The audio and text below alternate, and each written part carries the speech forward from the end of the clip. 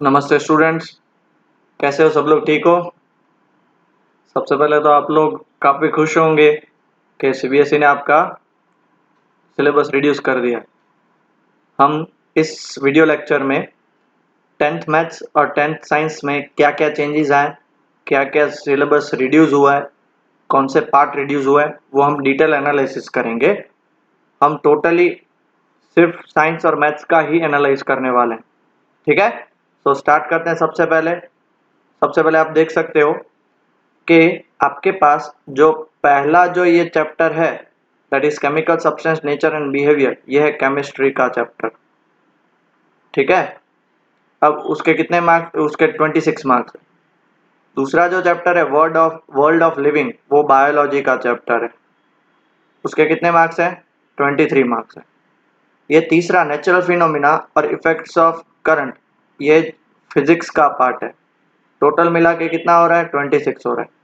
और ये जो 5 मार्क्स हैं, वो नेचुरल रिसोर्सेज नाम का चैप्टर, आपको अगर पता हो तो जनरली इसको आप फिजिक्स में भी कंसीडर कर सकते हो और आप बायोलॉजी में भी कंसीडर कर सकते हो।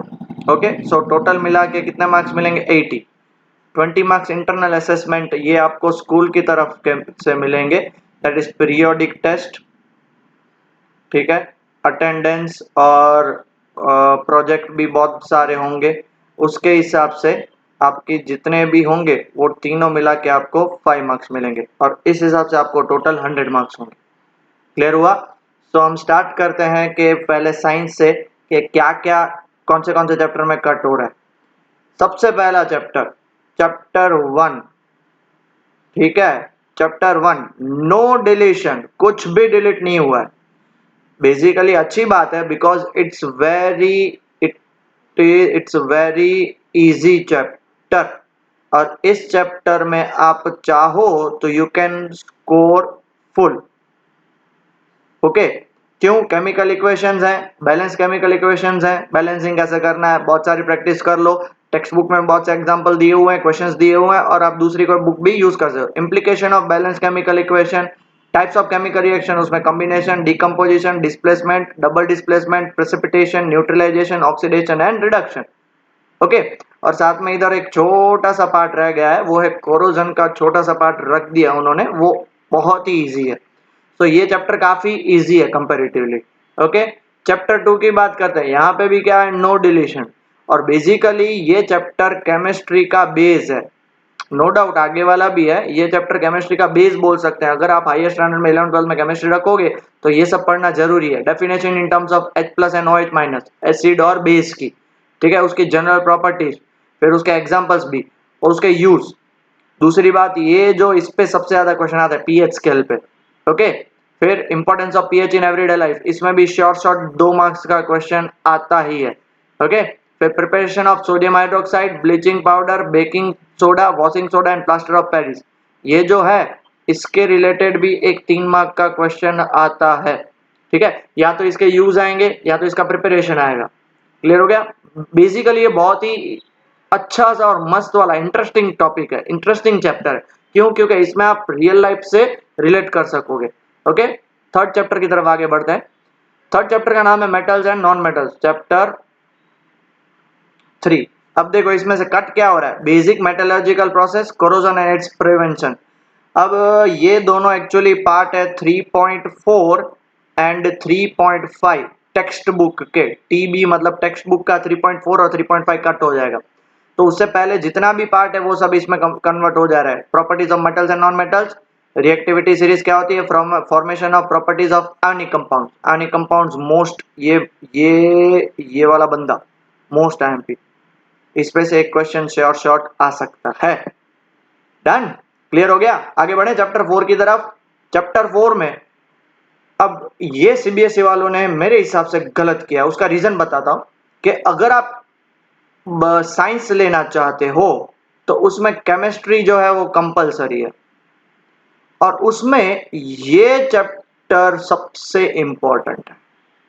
अब उसमें नो डाउट आप आगे जाके पढ़ोगे, बट अगर आपने 10th में पढ़ लिया होता तो आपको 11th में बहुत ही इजी रहता। बट इसमें सिर्फ कोवेलेंट बॉन्डिंग आएगा, फिर दूसरा आएगा वर्सटाइल नेचर, क्योंकि कार्बन क्यों इतना यूज होता है, और तीसरा आएगा होमोलोगस सीरीज। ये पूरा आप देख सकते हो, ये इतना पूरा पार्ट कट हो चुका। मैं नहीं चाहता था कट हो, बट हो चुका है। बच्चों के लिए इजी है। क्यों पता है बच्चों के लिए इजी है?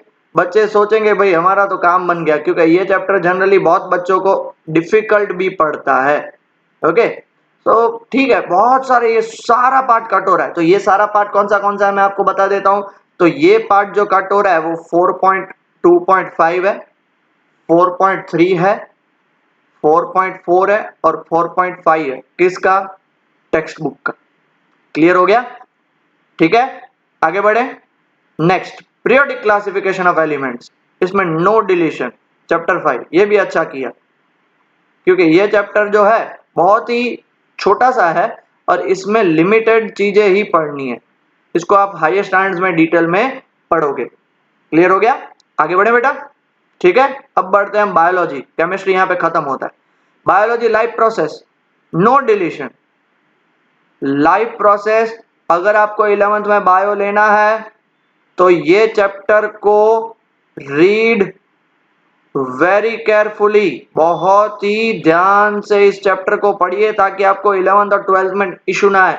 No doubt it's very lengthy, बहुत ही लेंथी टॉपिक है, बट उसका मतलब ये नहीं कि आप नहीं पढ़ सकते। बहुत जबरदस्त चैप्टर है। ठीक है, respiration, nutrition, transport and excretion in plants and animals, दोनों। क्लियर?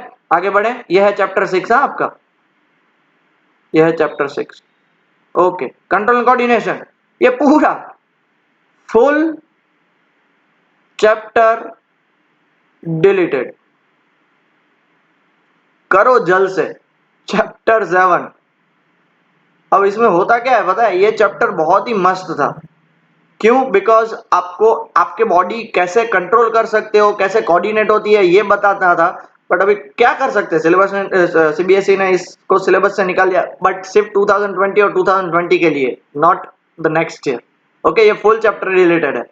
चैप्टर 8 की तरफ, चैप्टर 8 रिप्रोडक्शन है। ये भी बायोलॉजी का मोस्ट आईएमपी टॉपिक है, बायोलॉजी का 11th 12th में, इसलिए इसका क्या है, नो डिलीशन। क्लियर हो गया? आगे बढ़े। ओके, यह है चैप्टर आपका 9। इसमें हेरिडिटी के बारे में आप पढ़ोगे। इस चैप्टर का नाम है हेरिडिटी एंड इवोल्यूशन, बट रखा क्या है, सिर्फ देखो तो हेरिडिटी, मतलब इवोल्यूशन वाला पूरा पार्ट क्या कर दिया है, evolution is cut. Okay, Mendel का कंट्रीब्यूशन, ये मोस्ट आईएमपी क्वेश्चन है। Okay, laws of inheritance of traits, sex determination, ये भी मोस्ट आईएमपी 3 मार्क्स का क्वेश्चन है, बहुत इंपॉर्टेंट क्वेश्चन है। अब ये इवोल्यूशन अगर आप देखोगे हमारे वीडियो में, तो हमारे चैनल पे, तो ये धीरे धीरे हम करते ही जाएंगे, तो और आपको पता चलता जाएगा। इवोल्यूशन कट है, तो इवोल्यूशन कौन सा टॉपिक है मैं आपको बता देता हूं। इवोल्यूशन का टॉपिक है 9.3, 9.4 स्पेशिएशन है, 9.5 इवोल्यूशन एंड क्लासिफिकेशन है, और 9.6 टेक्स्ट बुक का। ये सारे टॉपिक कट है, बिकॉज इवोल्यूशन पूरा कट हो गया। ओके, अब हम बात करते हैं फिजिक्स की। लाइट्स, रिफ्रैक्शन एंड रिफ्लेक्शन, ये है हमारा चैप्टर 10। नो डिलीशन, कुछ भी नहीं, पूरे का पूरा पढ़ना है। जबरदस्त, क्योंकि 12th फिजिक्स में पूरा यही टॉपिक आएगा ऑप्टिक्स के बारे में, रे ऑप्टिक्स। ठीक है, इसलिए अभी से अच्छे से पढ़ लो, ताकि आपको आगे जाके कोई प्रॉब्लम ना आए। डन? आगे बढ़े। फिर हम देखते हैं हमारा चैप्टर नंबर 11। ठीक है, चैप्टर 11 में क्या कट हो रहा है, refraction of light through a prism. Cut नहीं हो रहा है, कट क्या हो रहा है, functioning of a lens in human I. Human आई के अंदर लेंस कैसे काम करता है, वो डिफेक्ट्स ऑफ विजन, ये कट हो गया ना, ये घंटा लो, बिकॉज ये शॉर्ट क्वेश्चन था और बच्चे इसमें स्कोर कर सकते थे। और उसके करेक्शन, मतलब देखो मैंने चश्मे पहने, आप में से भी बहुत सारे लोग उन चश्मे पहनते होंगे, दूर का देखने के लिए, नजदीक का देखने के लिए। कल ही मेरे एक स्टूडेंट से बात हुई, उसके नंबर बढ़ गए ऐसे ऑनलाइन पढ़ते पढ़ते। कितने नंबर हो गए पता है? 5 नंबर हो गए, 3 से 2 नंबर बढ़ गए, और वो भी सिलिंड्रिकल। अब वो क्या सिलिंड्रिकल होता है, क्या होता है, वो सब इसमें पढ़ोगे। अब मैं आपको समझा सकता नहीं हूं, पर ठीक है, अभी आगे जाके पढ़ लेना। और application of spherical and mirror lens, मतलब ये कौन सा टॉपिक कट हुआ है मैं आपको बता देता हूं। ये टॉपिक कट हुआ है 11.1 एंड 11.2 टेक्स्ट बुक का, तो उस हिसाब से करिए और उसके रिलेटेड क्वेश्चंस कोई भी मत करेगा, ठीक है। चलो आगे बढ़ते हैं। नेक्स्ट चैप्टर 14 इलेक्ट्रिसिटी, चैप्टर 14 नहीं है बेसिकली, यह है चैप्टर हमारा 12। नो डिलीशन, ये भी 12th फिजिक्स का बेस है, तो इसलिए पूरा पढ़ना है। क्या पढ़ेंगे? Electric current, potential difference, electric current I, potential difference V, resistance R, resistivity rho, factors on which resistance depends, किस पे डिपेंड करता है वो, series combination, parallel combination, series और पैरेलल भी पढ़ेंगे, एप्लीकेशन पढ़ेंगे, हीटिंग इफेक्ट मतलब H is equal to I square R T वाला कॉन्सेप्ट पढ़ेंगे, और electric power P is equal to V I और उसके सारे, और inter relation between P V I and R, उसके बहुत सारे अलग अलग फॉर्मूला, कौन सा, वी स्क्वायर बाय आर और आई स्क्वायर आर, ये सारे फॉर्मूलाज हम पढ़ेंगे। ओके, नेक्स्ट मैग्नेटिक इफेक्ट्स, ये है हमारा चैप्टर नंबर 13। अब ये चैप्टर में जो कट हुआ है ना, उससे मैं बहुत खुश हूं, बिकॉज लास्ट ईयर तक बच्चे कंफ्यूज होते थे, ना सीबीएसई अच्छे से क्लियर करता था, ना टीचर्स अच्छे से क्लियर करते थे कि भाई इलेक्ट्रिक जनरेटर आएगा या नहीं। इस बार तो निकाल ही दिया, और उसके बाद डायरेक्ट करंट भी निकाल दिया, अल्टरनेटिंग करंट डीसी और एसी के बीच का, और frequency of AC. Frequency of AC मतलब क्या होती है कि भाई जो हमारे घर पे लाइट आती है वो उसकी फ्रीक्वेंसी क्या है। अब मैं देखो कट तो हो गया इसलिए मैं बता नहीं सकता, और आपको पढ़ना पड़ेगा, पढ़ोगे तो पता चलेगा, तो डिटेल में हम समझ सकते हैं, बट अभी उसको छोड़ देते। और सबसे इंपॉर्टेंट डोमेस्टिक इलेक्ट्रिक सर्किट भी कट हो चुका है। तो कौन से चैप्टर कट हुआ है मैं बता दूंगा, कौन से टॉपिक, 13.6 एंड 13.7 टेक्स्ट बुक का पूरा कट हो चुका है। क्लियर हो गया? पक्का? ठीक है, आगे बढ़ते हैं। अब ये अवर एनवायरमेंट, ये है चैप्टर नंबर 15। नो डिलीशन, पूरे का पूरा इसमें से 5 मार्क का आएगा, ठीक है। ये आपने लोअर स्टैंडर्ड में पढ़ा है वही है, कुछ चेंज नहीं है उसमें। सोर्सेज ऑफ एनर्जी, सबसे इजीएस्ट चैप्टर कट कर दिया, फुल चैप्टर डिलीटेड, और इस चैप्टर का नाम है चैप्टर नंबर 14, ठीक है। और ये है चैप्टर नंबर 16 के बारे में छोटी सी नोट, ध्यान से सुनना। Learners are assigned to read the below listed part, they can be encourage to prepare a brief write up, मतलब प्रोजेक्ट बनाने में, फाइल बनाने में, concept of this unit in the portfolio, ठीक है।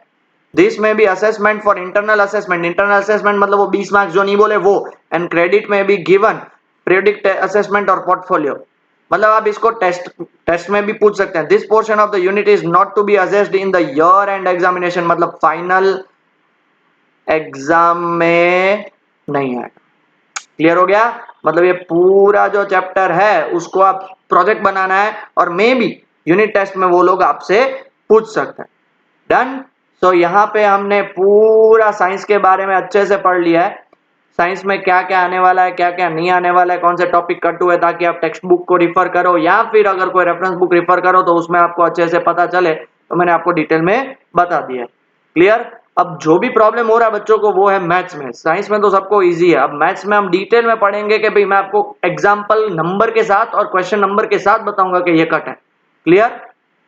ओके, अब एग्जाम्पल में पहले तो नंबर सिस्टम। अब नंबर सिस्टम में कौन से चैप्टर्स हैं? अलजेब्रा में कौन से हैं? Coordinate geometry, geometry, trigonometry, mensuration और स्टैटिस्टिक्स, मिला के 80 मार्क्स। तो 20 मार्क्स किसके? 20 मार्क्स इंटरनल।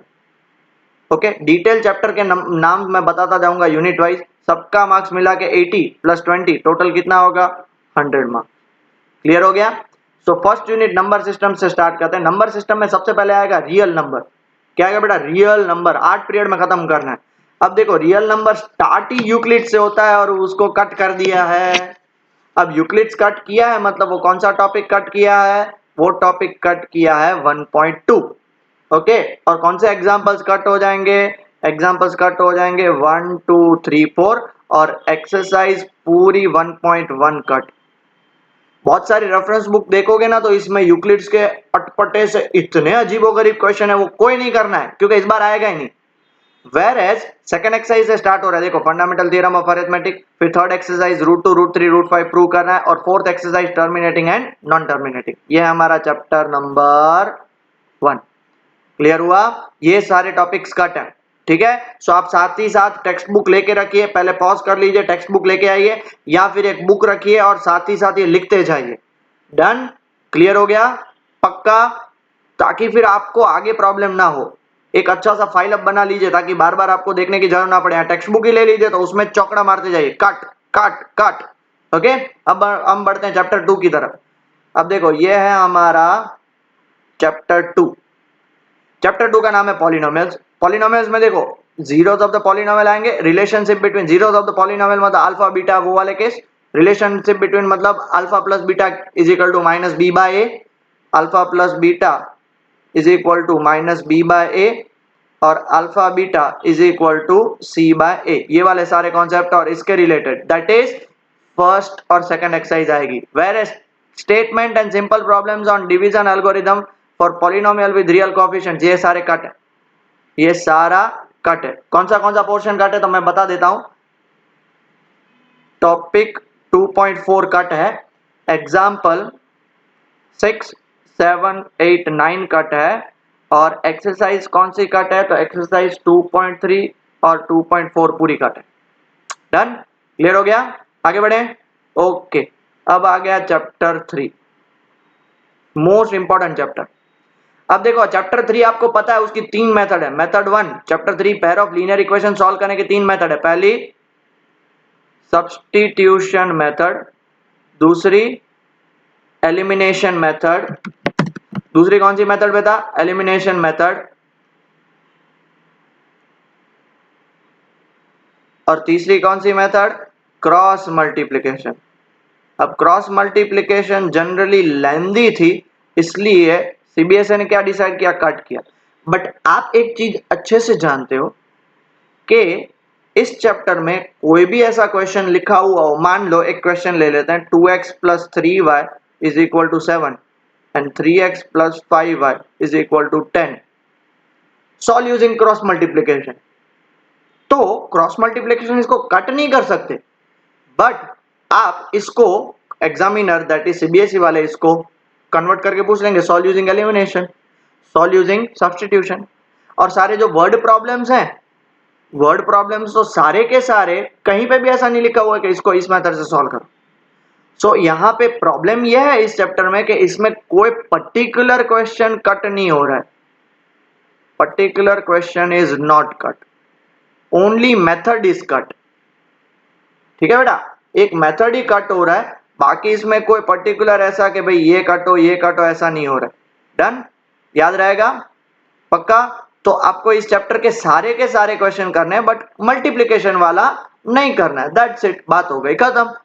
ओके, और इवन खास करके ग्राफ वाले तो सबसे ज्यादा करना, ग्राफ में तो और कंसिस्टेंसी इनकंसिस्टेंसी ये 1 मार्क में आएगा। डन? क्लियर? आगे बढ़े। चैप्टर 4, चैप्टर 4 भी क्वाड्रेटिक इक्वेशन, और चैप्टर 4 क्वाड्रेटिक इक्वेशन सॉल्व करने के 3 तरीके हैं। पहला कौन सा? फैक्टराइजेशन। फिर दूसरा कौन सा? जल्दी से बताओ। Completing the square. Completing the square तो ऑलरेडी सीबीएसई ने बहुत ही पहले से निकाल दिया है। और तीसरा कौन सा बेटा? मेरी हैंडराइटिंग थोड़ी गंदी हो रही है, I am sorry for that. और तीसरा कौन सा? Quadratic formula. अब जैसे हमने चैप्टर 3 में देखा कि कोई भी क्वेश्चन कोई भी मेथड से सॉल्व कर सकते हो, तो इसमें भी वैसा ही है कि आप फैक्टराइजेशन से भी कर सकते हो, कंप्लीटिंग द और फॉर्मूला से। तो कंप्लीटिंग द स्क्वायर तो वैसे भी सीबीएसई ने कट कर दिया, बट यहाँ पे एक जो एक्स्ट्रा चीज सीबीएसई ने स्टूडेंट्स को बेनिफिट दी है वो है situation problems based on equation. जैसे मान लो कि भाई एक बंदा है, यश, मेरा ही नाम ले लेता हूँ, यश की एज इतनी है, उसके पापा की एज इतनी है, अब सॉल्व करो 5 साल के बाद कितनी होगी वो सॉल्व करो। फिर ट्रेन वाला के ट्रेन को इतना टाइम लग रहा है और उतना टाइम लग रहा है, मान लो कि अगर स्पीड उसने बढ़ा दी तो 2 घंटे कम लग रहे हैं, स्पीड वही रखी तो कितनी स्पीड थी, वो सारे।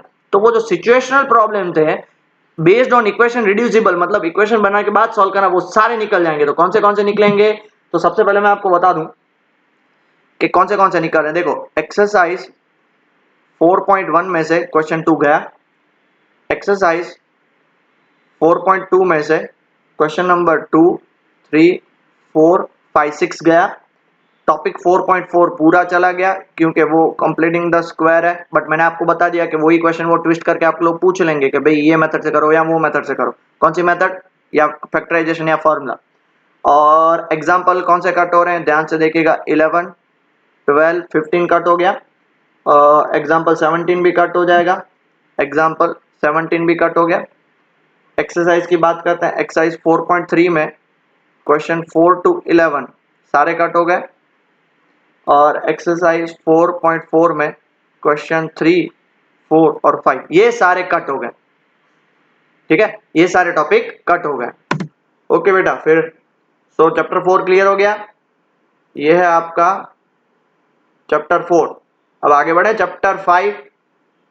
अब देखो चैप्टर 5 में भी बेसिक सारे सेम टू सेम है, but application in solving daily life problems based on the sum to n terms.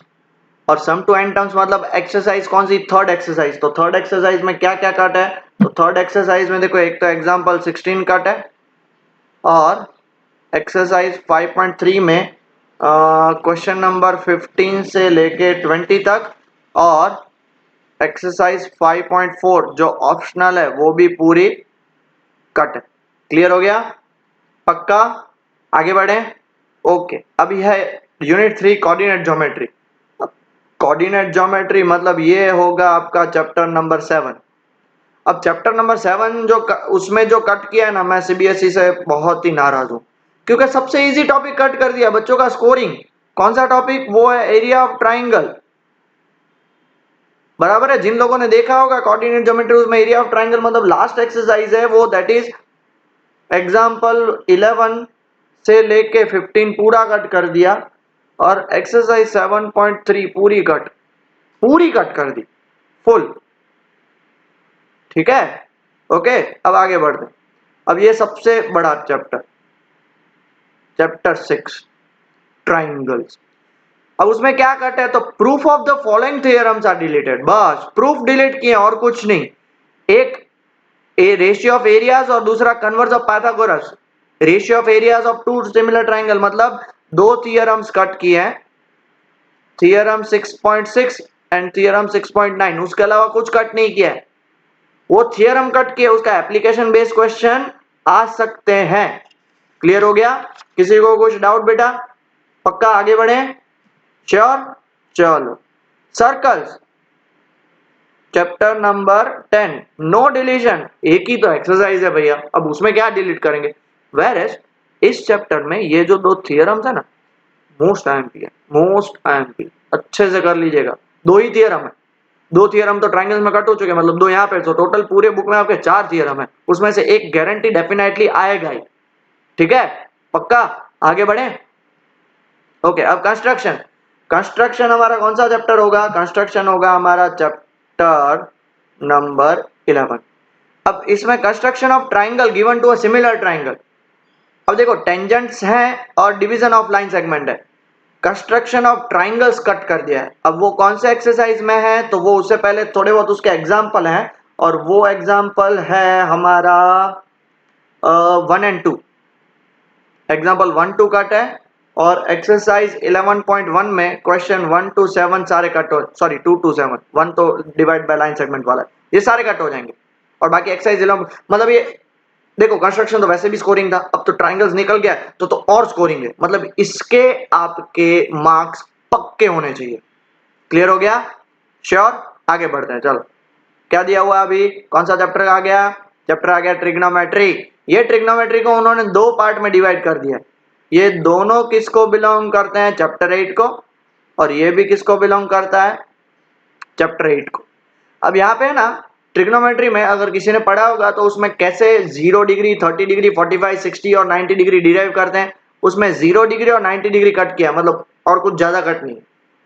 Where as ये trigonometric ratio of complementary angle cut किया ना, कॉम्प्लीमेंट्री एंगल मतलब sine 90 minus theta is equal to cos theta, sine 90 minus theta is equal to cos theta. ये आपको आगे जाके इतना परेशान करेगा, क्योंकि अगर आप लोगों ने मैथ्स लिया, यही आपको नहीं आता होगा, आप लोग लटक जाओगे। तो मेरी आपसे रिक्वेस्ट है कि जो जो पोर्शंस कट हो रहे हैं ना बेटा, वो भले आप एग्जाम पॉइंट ऑफ व्यू नहीं बट आपकी नॉलेज पॉइंट ऑफ व्यू पढ़िए। तो ट्रिग्नोमेट्रिक आइडेंटिटीज में कौन सा चैप्टर कट हो रहा है, तो थोड़ा देख लेते हैं। कट हो रहा है टॉपिक 8.4 और ये पूरी एक्सरसाइज है। उससे पहले एग्जाम्पल भी है 9, 10, 11 और ये पूरी एक्सरसाइज भी कट हो रही है, एक्सरसाइज 8.3। बाकी सब कुछ वही है, ठीक है। एंड फिर हाइट एंड डिस्टेंस, ये है चैप्टर नंबर हमारा 9। ये नो डिलीशन, क्योंकि भाई एक ही तो एक्सरसाइज है कि नहीं। पक्का, आगे बढ़े। Next, area related to circle, यह है हमारा चैप्टर 12। चैप्टर 12 में आप देखोगे कि भाई इसमें 120 डिग्री वाले क्वेश्चंस होते हैं ना, वो कट है। 120 डिग्री मतलब मान लो ये आपका सर्कल है, अब इस सर्कल में ये आपका सेंटर है। अब यहाँ पे जो आपने ये आपका जो आर्क है ना, वो अगर 120 डिग्री बनाएगा तो इसको सॉल्व करने वाले क्वेश्चंस काफी कॉम्प्लिकेटेड थे, तो वो कट कर दिए। तो कौन से क्वेश्चंस कट हुए हैं मैं आपको बता देता हूँ। एग्जाम्पल 3 कट हुआ है और एक्सरसाइज 12.2 का क्वेश्चन नंबर 7 कट हुआ, दैट्स इट, और कुछ कट नहीं हुआ, ठीक है। आगे बढ़े। ओके, अब यह है हमारा chapter number 13, surface area and volume. Frustum of कौन पूरा कट हो गया, सबसे इजीएस्ट क्वेश्चन। भले कैलकुलेशन तो इस पूरे चैप्टर में ज्यादा है, बट ये सबसे इजीएस्ट क्वेश्चन है। फ्रस्टम ऑफ कौन मतलब हमारा पूरा टॉपिक 13.5 कट हो गया। दैट इज एग्जाम्पल कौन से कट हुए पता है, 12, 13 और 14। टेक्स्ट बुक लो और कट करते जाओ। और एक्सरसाइज कौन सी कट हो गई, 13.4। बहुत ही गंदा हुआ, ये अच्छा नहीं हुआ, पर क्या कर सकते, सीबीएसई वालों ने भी कुछ सोच समझ के डिसीजन लिया होगा, ठीक है। Next, statistics chapter number 14। अब देखो इसमें step deviation for finding the mean. अब वही प्रॉब्लम, मीन फाइंड करने के 3 तरीके हैं। पहला तरीका है डायरेक्ट, दूसरा तरीका है अज्यूम्ड मीन और तीसरा तरीका है स्टेप डेविएशन। ओके बेटा, कितने मेथड है उसके, स्टेप डेविएशन तीसरा मेथड है। इन तीनों मेथड से आप अगर मीन फाइंड करोगे, आंसर क्या आएगा, आंसर इज सिंक। तो अगर स्टेप डेविएशन निकाल लें तो वो डायरेक्ट और अज्यूम मीन से भी पूछ सकते हैं, वही का वही क्वेश्चन। सो इसमें स्टेप डेविएशन मेथड कट हुआ, उससे कुछ ज्यादा फर्क नहीं पड़ा, बट जो ये क्यूमुलेटिव फ्रीक्वेंसी ग्राफ है, दैट इज लेस देन और मोर देन का ग्राफ, वो कट हो गया। तो कौन सा टॉपिक कट हुआ मैं बता देता हूं। टॉपिक कट हुआ है 14.5, एग्जाम्पल 9 कट हुआ है और एक्सरसाइज 14.4 फुल कट हो गई। ओके, और सबसे लास्ट है प्रोबेबिलिटी, चैप्टर नंबर 15। एक ही एक्सरसाइज है तो इसमें क्या कट करेंगे, इसलिए नो डिलीशन। ये तो सबसे ज्यादा स्कोरिंग चैप्टर है, ठीक है। और जो आपके एक्स्ट्रा जो 20 मार्क्स है ना, वो किसके लिए, पहला 10 मार्क्स पेन पेपर टेस्ट, मतलब आपकी जो स्कूल में टेस्ट ली जाएगी, स्कूल टेस्ट, ठीक है। फिर 5 मार्क्स पोर्टफोलियो के, मतलब प्रोजेक्ट जैसा कुछ देंगे, प्रोजेक्ट जैसा कुछ शॉर्ट ऑफ देंगे या फिर फाइल बनाने को देंगे। और 5 मार्क्स लैब प्रैक्टिकल, ये आपको लैब बुक बनानी पड़ेगी, लैब मैनुअल बनाना पड़ेगा। सो अगर आप ट्राई करो तो ये 20 मार्क्स आपके हाथ में, ठीक है। क्लियर हो गया। देखो बेटा, एक चीज बता देता हूं कि भले ही ये कोरोना चालू है, कोरोना के कारण ये सब सिलेबस रिलीज हो रहा है, बट अगर आपको आगे साइंस लेना हो या कॉमर्स लेना हो, कहीं ना कहीं आपको ये चीज तो खटकेगी। इसमें से बहुत सारे टॉपिक ऐसे जो डिलीट हुए हैं, वो आगे जाके आपको काम आने वाले ही थे फॉर श्योर, बट वो अभी कट हो रहे हैं। तो मेरी आपसे एक क्या बोलते हैं, हार्टली रिक्वेस्ट मैं आपसे करता हूं कि भाई ये सारे टॉपिक को आप पढ़िएगा। भले एग्जाम में नहीं आने वाला तो एग्जाम के वक्त उसको रिवाइज नहीं करिए, बट अभी पढ़ लीजिए। नो डाउट आप में से जितने भी लोग वीडियो देख रहे हैं, ये सारे तो आगे जाके साइंस लेने वाले भी होंगे, तो उनको तो ये सारे टॉपिक्स कट होंगे, वो आगे तो काम आएंगे ही ना। तो अगर अभी ये नहीं पढ़ोगे तो आप बोलोगे सर कोरोना है हम क्यों पढ़े। बेटा आप घर पे बैठे हो, मतलब आप अपने टाइम पे पढ़ाई कर सकते हो। आपको स्कूल जाने का टाइम बच रहा है, ट्यूशन में फिजिकल जाने का टाइम बच रहा है, आराम से ऑन योर ओन जब पूरा यूट्यूब खोलो वीडियो देखो, मजा आया। ऐसा तो है नहीं कि भाई स्कूल में और क्लास में रेगुलर क्या होता है, क्लासेस में जाते हो 1 घंटा सर ने पढ़ा दिया खत्म। यहाँ पे तो वही वीडियोस रिपीट करते जाओ। हाथ जोड़ने पड़ते हैं आप लोगों के लिए कि बेटा पढ़ाई करो पढ़ाई करो, ये बात गलत है ना। उल्टा you should take advantage of this situation. और रियल जो विनर होता है ना, वो ऐसे सिचुएशन में से जो खींचना, दैट इज एडवांटेज लेना जानता हो ना, वो ही रियल विनर बनता है। नो डाउट आप में से बहुत सारे लोग पढ़ते भी होंगे, घर पे दिन भर पढ़ते होंगे, बट मैं चाहता हूँ सब लोग इसका फायदा उठाओ, सब लोग पढ़ाई करो। But most of the time क्या करते रहते हो, time pass on mobile, time pass on mobile gamings, time pass on outside playing. Outside playing होनी चाहिए, एक लाइफ को बैलेंस करो, 2-3 घंटा शाम को खेलो, बाकी पढ़ाई पे थोड़ा ध्यान दो। ऐसा तो कोई बोल नहीं रहा है कि भाई सब कुछ पढ़ाई करो, और उल्टा कि भाई आपको अभी कोई चेक करने वाला भी नहीं है कि आप कर रहे हो या नहीं। अगर करने वाला होता तो आपको क्या करना पड़ता, कंपलसरी करना पड़ता, पूरा दिन स्कूल ट्यूशन, स्कूल का होमवर्क ट्यूशन का होमवर्क, स्कूल की टेस्ट ट्यूशन की टेस्ट, पागल हो जाते पागल हो जाते। अभी फायदा है। तो मेरी आपसे रिक्वेस्ट है, please don't take this lightly, seriously लीजिए। क्या पता पेपर वो हार्ड बना, तब क्या करोगे फिर। सो प्लीज प्लीज प्लीज अच्छे से पढ़ाई करो, take full advantage of this, and I know you all can score very well. So take care, all the best, I trust you. आप सिर्फ अपने आप पे ट्रस्ट करिए और आप अच्छे से स्कोर कर सकते हो। थोड़ा सा सीरियस हो जाइए, मैं ज्यादा सीरियसनेस की बात नहीं कर रहा हूं, ओनली थोड़ा सा सीरियस हो जाइए, आपका काम हो जाएगा। अच्छा स्कोर करोगे, आपको भी एक मोरल बूस्ट मिलेगा, नहीं मैं पढ़ाई कर सकता हूं, मजा आएगा आपको पढ़ने का। ओके, टेक केयर बेटा।